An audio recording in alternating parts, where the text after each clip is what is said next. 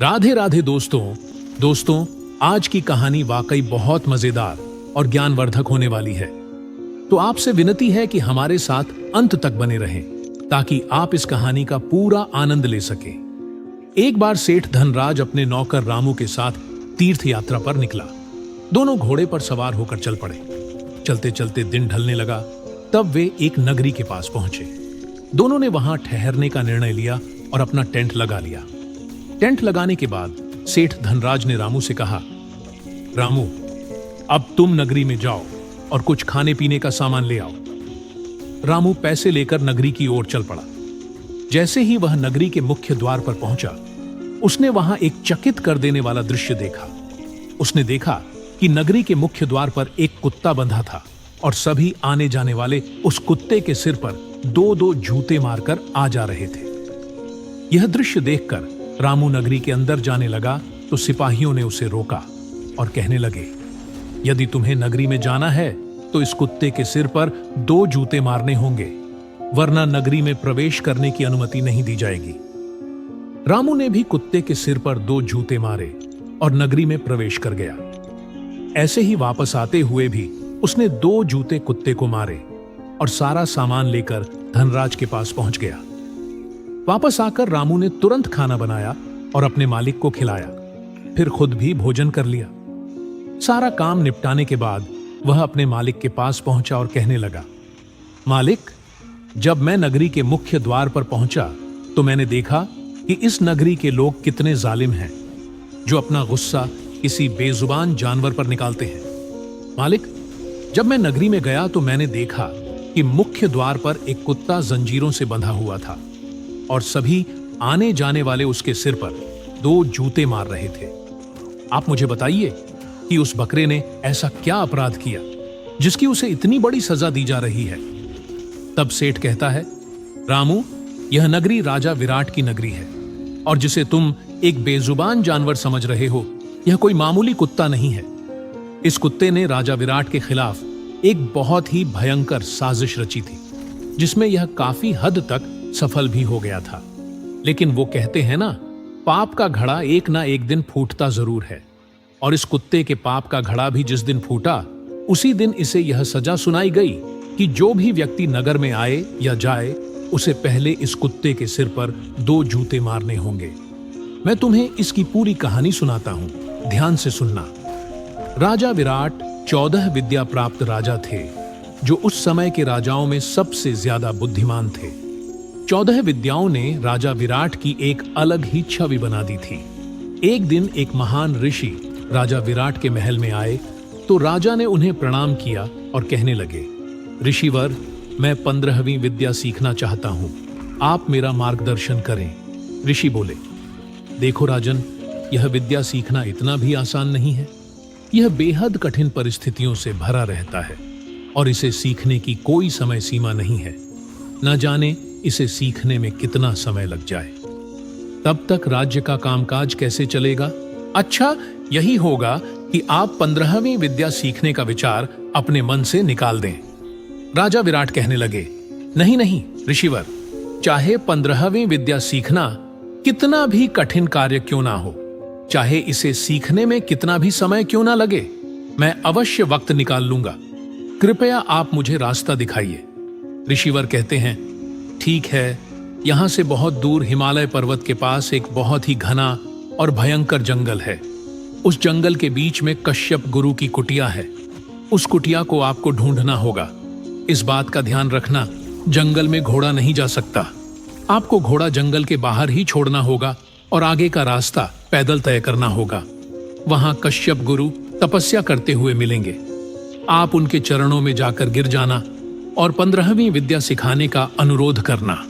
और हां, एक बात का ध्यान रखना, बाबा अपने स्वभाव से काफी कठोर हैं। अगर बाबा तपस्या में लीन हो तो उनकी तपस्या भंग मत करना, नहीं तो वे आपको श्राप भी दे सकते हैं। इसीलिए वहां बैठकर बाबा की तपस्या पूरी होने का इंतजार करना। अगर बाबा को दया आ गई तो वे आपको 15वीं विद्या जरूर सिखाएंगे। इतनी बात कहकर ऋषिवर वहां से चले गए। फिर राजा ने मंत्रियों की एक बैठक बुलाई और उन्हें आगे की योजना समझाते हुए कहने लगे, देखो, मैं एक जरूरी कार्य से राज्य से दूर जा रहा हूं। मेरे जाने के बाद आप सभी मिलजुल कर राज्य कार्य को देखेंगे और प्रजा को कोई कष्ट ना हो इसका विशेष ध्यान रखेंगे, क्योंकि मुझे वापस आने में मालूम नहीं कितना समय लग जाए। इसलिए आप सब अपना अपना काम ईमानदारी से करते रहना। सभी मंत्रियों को समझाकर राजा महल की ओर चल पड़े। राजा विराट की 2 रानियां थीं। एक का नाम था सत्यवती और दूसरी का नाम था भानुमति। नाम के अनुसार ही दोनों का आचरण था। सत्यवती एक पतिव्रता रानी थी। वह महाराज के दर्शन करे बगैर खाना तो क्या, पानी तक नहीं पीती थी। दूसरी ओर रानी भानुमति थी, जिसका इन बातों से दूर दूर तक कोई लेना देना नहीं था। कहने का मतलब है कि रानी भानुमति का चरित्र ठीक नहीं था। राजा विराट रानी सत्यवती के कक्ष में गए और बोले, रानी, मैं किसी जरूरी कार्य से कुछ समय के लिए नगरी छोड़कर जा रहा हूं। मालूम नहीं मुझे आने में कितना समय लग जाए, इसलिए मैं आपको सलाह देता हूं कि मेरे वापस आने तक आप सावधानी से रहना। इतनी बात सुनकर रानी सत्यवती की आंखें छलक उठीं और कहने लगी, महाराज, मैं तो आपके दर्शन किए बगैर पानी तक नहीं पीती। भला इतना लंबा समय मैं आपके बिना कैसे बिता पाऊंगी, जिसमें आपके आने की कोई समय सीमा भी निश्चित नहीं है। आप मुझे भी अपने साथ लेकर चलिए ना। राजा कहने लगे, नहीं रानी, मैं आपको साथ लेकर नहीं जा सकता, क्योंकि मैं जिस कार्य से जा रहा हूं वहां पर स्त्रियों का जाना वर्जित है। तो कृपया आप मेरे काम में बाधा न डालें। सत्यवती बोली, महाराज, आप तो जानते ही हैं कि मैं आपके दर्शन किए बिना भोजन तो क्या, पानी तक नहीं पीती, चाहे मेरे प्राण ही क्यों ना निकल जाए। राजा कहने लगे, ठीक है, इस समस्या का समाधान मेरे पास है। मैं अपनी एक तस्वीर इस दीवार पर बना देता हूं, आप इसको भोग लगाकर भोजन कर लेना। यह कहकर राजा ने अपनी हूबहू तस्वीर दीवार पर बना दी। सुबह हुई और राजा चलने की तैयारी करने लगे। जाने से पहले राजा ने सत्यवती को अपने पास बुलाया और उसे समझाते हुए कहने लगे, देखो रानी, मैं जिस कार्य के लिए आपसे दूर जा रहा हूं वह काफी उलझन भरा रास्ता है। न जाने मेरे साथ क्या घटना घट जाए और मुझे आपसे मिलने के लिए भी अपना परिचय देना पड़े। इसलिए मैं आपको अपनी मूंछ का बाल दे रहा हूं, इसको संभाल कर रखना, क्योंकि मैं जब भी वापस आऊंगा तो आपसे सबसे पहले अपनी मूंछ का बाल मांगूंगा। आप समझ जाना कि मैं ही राजा विराट हूं, और यह बात गुप्त रखना, किसी को नहीं बताना। रानी ने मूंछ का बाल लिया और उसे एक डिबिया में रखकर एक गुप्त स्थान पर संभाल कर रख दिया। केवल एक मूंछ का बाल रानी के मन में कई सवाल खड़े कर गया। आखिर ऐसा क्या होने वाला था जिसकी वजह से राजा ने यह कदम उठाया? क्यों उन्होंने अपनी यात्रा को इतनी कठिन चुनौती और उलझन भरे रास्ते से जोड़ा? यात्रा शुरू करने से पहले राजा विराट ने अपने पुराने साथी देव को बुलाया और सैनिकों ने तुरंत देव को राजा के संदेश के बारे में बताया। जैसे ही देव को पता चला कि उसे राजा विराट ने याद किया है, वह तुरंत राजा के पास दौड़ा चला आया। राजा ने उसे अपनी आगे की योजना बताई और कहा, हमें कुछ समय के लिए राज्य से बाहर जाना होगा, इसलिए आपको भी हमारे साथ चलना होगा। देव ने कहा, ठीक है महाराज, जैसा आपका आदेश।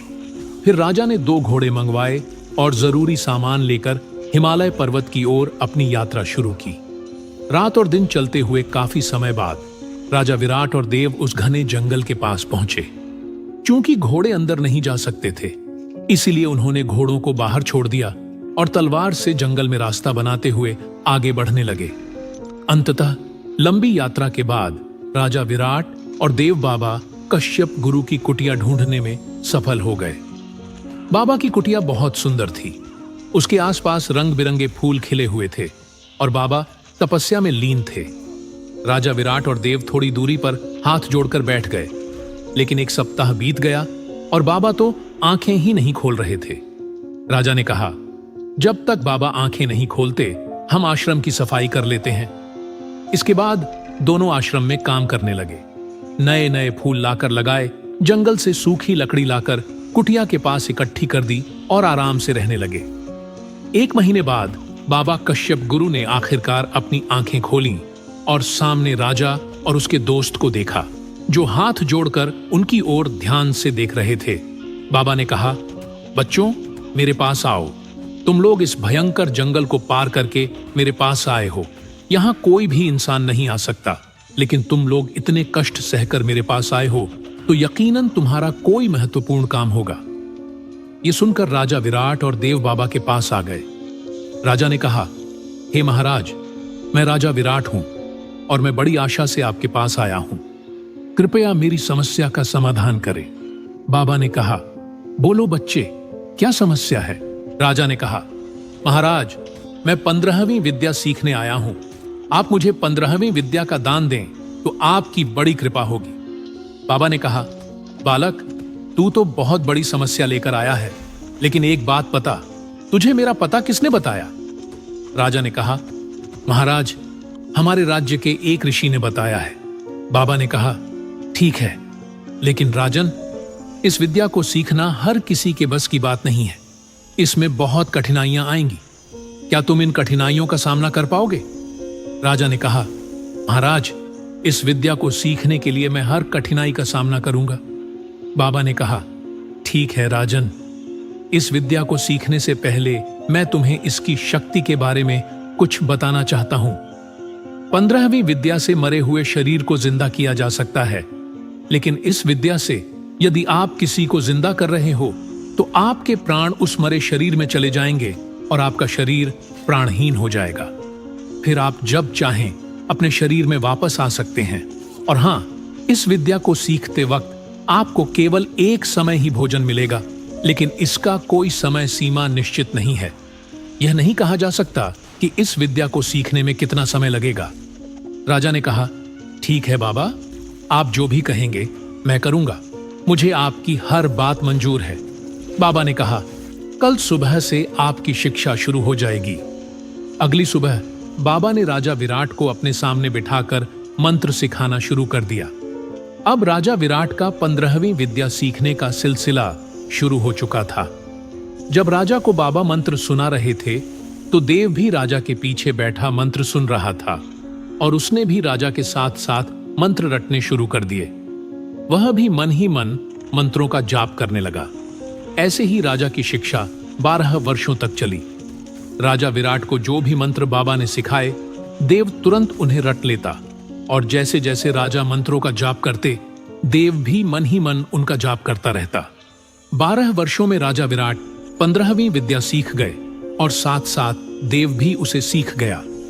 फिर एक दिन ऐसा भी आया जब बाबा ने कहा, राजन, अब आपकी विद्या पूरी हो चुकी है। अब आप अपने राज्य का काम संभाल सकते हैं। और हां, एक बात का हमेशा ध्यान रखना, कभी भी इस विद्या का गलत इस्तेमाल मत करना। राजा ने हामी भरते हुए सिर हिलाया। अगली सुबह राजा ने गुरु कश्यप को प्रणाम किया और उनके चरणों का स्पर्श करते हुए जाने की आज्ञा मांगी। बाबा ने आशीर्वाद देकर जाने की अनुमति दी।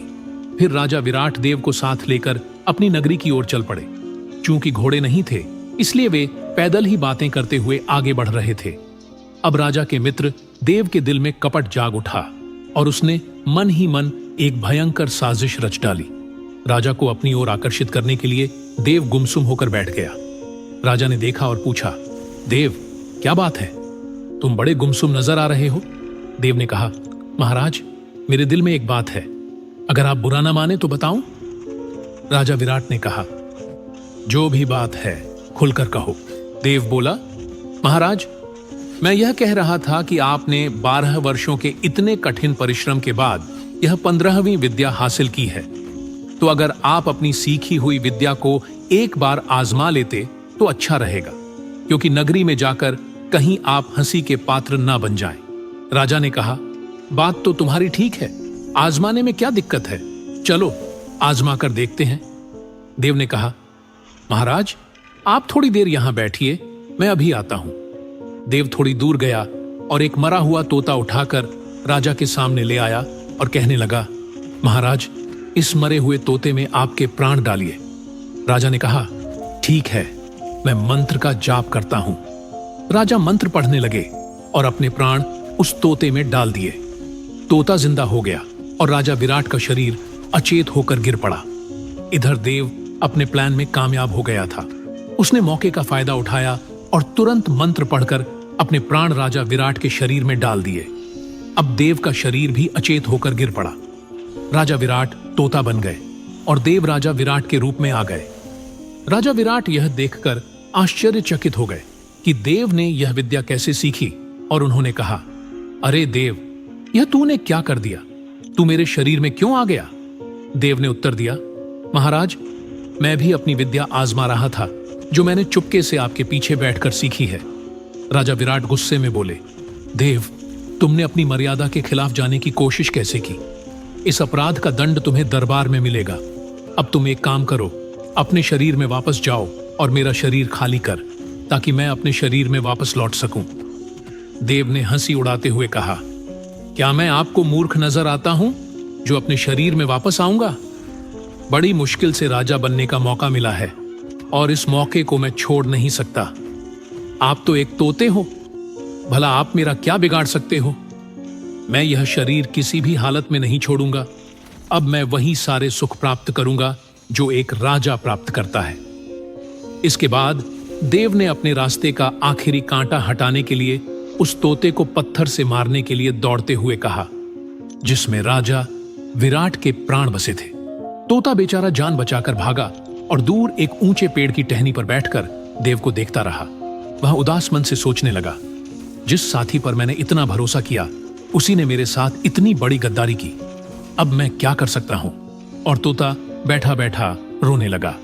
उधर देव, जो राजा विराट के शरीर में था, उसने लकड़ियां इकट्ठा की और अपने शरीर को जलाकर राजा विराट की नगरी की तरफ चल पड़ा।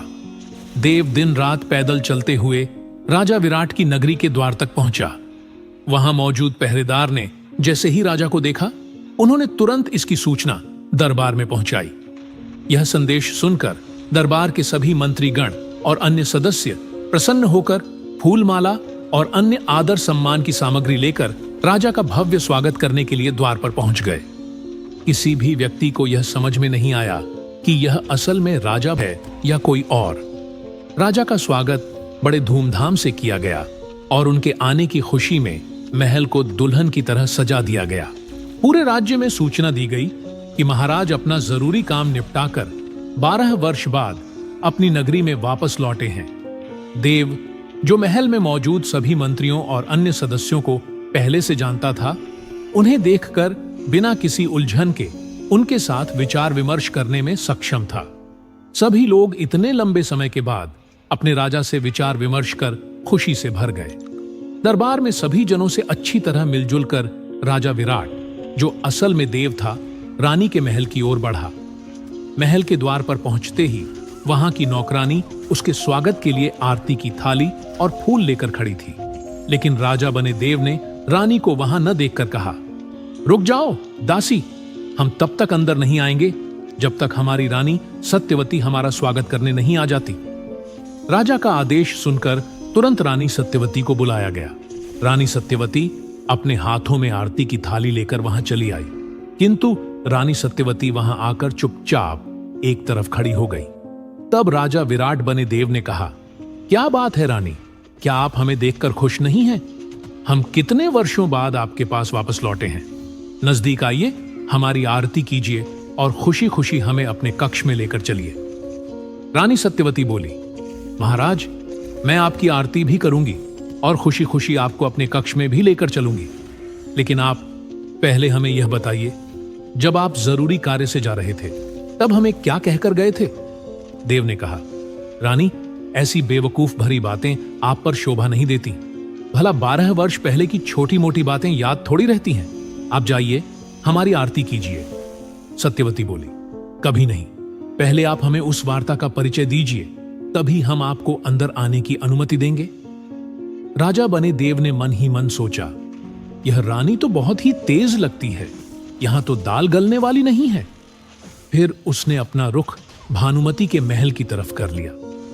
जब देव रानी भानुमति के महल के द्वार पर पहुंचा तो देखा कि भानुमति पहले से ही राजा के स्वागत के लिए आरती का थाल लेकर खड़ी थी।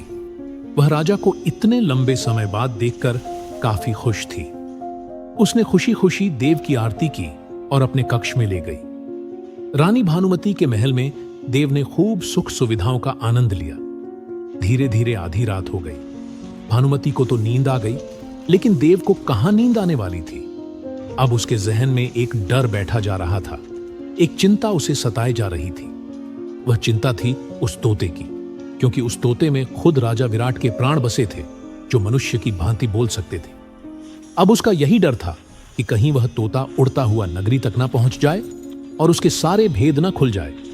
इस समस्या से निदान पाने के लिए देव एक योजना बनाने लगा। दूसरी ओर राजा विराट, जो एक तोता बनकर बियाबान जंगल में भटक रहे थे, पानी की तलाश करने लगे। अंततः वे एक बाबरी पर पहुंचे, जहां पहले से ही 49 तोते रहते थे।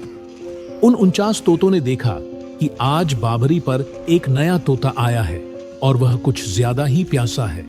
बेचारा पानी पीते जा रहा था। उस नए तोते को देखकर सारे तोते खुश हो गए और आपस में बातें करने लगे। चलो इससे दोस्ती करते हैं, अगर यह हमारा दोस्त बन गया तो हम पूरे 50 तोते हो जाएंगे। फिर सारे तोते राजा विराट बने तोते के पास आ गए और अपनी तोतिया भाषा में उनसे